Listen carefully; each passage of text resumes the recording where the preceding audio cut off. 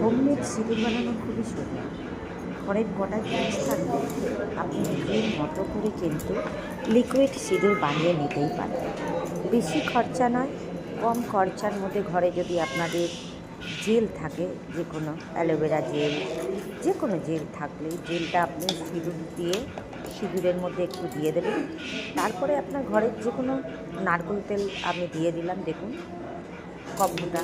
তারপরে এই যে ভেজলিনটা দেখছেন, এই ভেজলিনটাকে নিয়ে আমি কিন্তু একটু গরম করে নিলাম। গরম করে মানে কি, একটু লিকুইড করে নিলাম জিনিসটা। ভেজলিনটা দেখছেন, আমি একটা লাইটার দিয়ে সুন্দরভাবে একটা চামচের মধ্যে দিয়ে সুন্দরভাবে কিন্তু দেখুন এটা আস্তে আস্তে করে গলে যাচ্ছে।